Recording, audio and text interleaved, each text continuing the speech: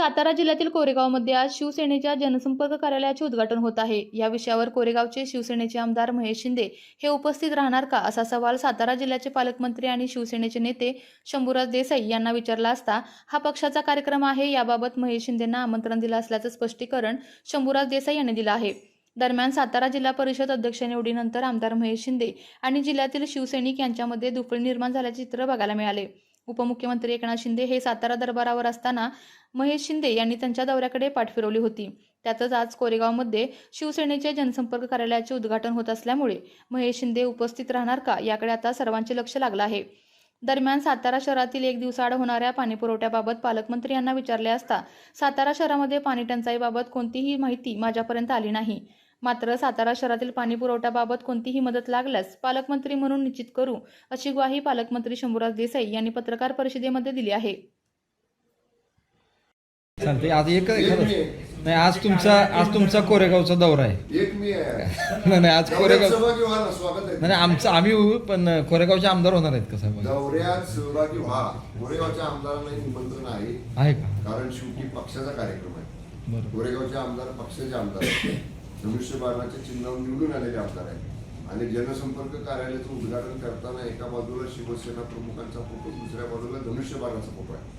त्यामुळे जिथं धनुष्यबाण तिथं शिवसेना, जिथं शिवसेना धनुष्यबाण तिथं शिवसेनेचे आमदार, हे आतापर्यंत सगळीकडे महाराष्ट्रामध्ये आहे।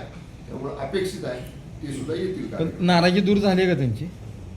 मला माहितीच नाही ते नाराज आहेत की आता मधल्या कार्यक्रमाला आले नाहीत ते। मग त्याला मी उत्तर दिलेलं आहे ना, तुमच्याकडे नाही का उत्तर ती दिलं पाहिजे ना, दिलं पाहिजे।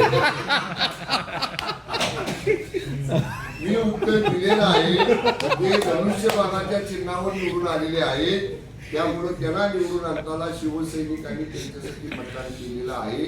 शिवसेनेचं मतदानावरच ते आमदार झालेले आहेत। चल ओके, एक दिवसाआड आता पाणी कपात करायला सुरुवात केलेली आहे।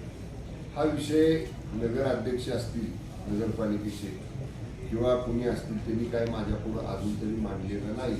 त्यामुळं आणि तरी सुद्धा मी जरी मांडला न मांडला, आता आपण सांगताय ही बाब खरी समजून, म्हणजे जसं विधानसभेमध्ये आमदार बोलतात ते खरं समजून सरकारनं कारवाई करायची असती, तसं पत्रकार परिषदेमध्ये माननीय पत्रकार बंधू सांगतात ते खरं समजून कारवाई करणं आम्हाला म्हणजे मी समजतो। तर मी गेलं त्या तुमच्या जीवन प्राधिकरणच्या अधिकाऱ्यांना सुद्धा आणि नगराध्यक्षांनी जरी मला सांगितलं नसलं तरी मुख्याधिकाऱ्यांना मी पाचारण करतो, मुख्याधिकाऱ्यांना सुद्धा या बाबतीत सूचना देतो। पाणी पुरवठा सुरळीत करण्यासाठी राज्य सरकारची व पालकमंत्र्यांची त्यांना आवश्यक काही मदत असेल तर जरूर मी ती करेन।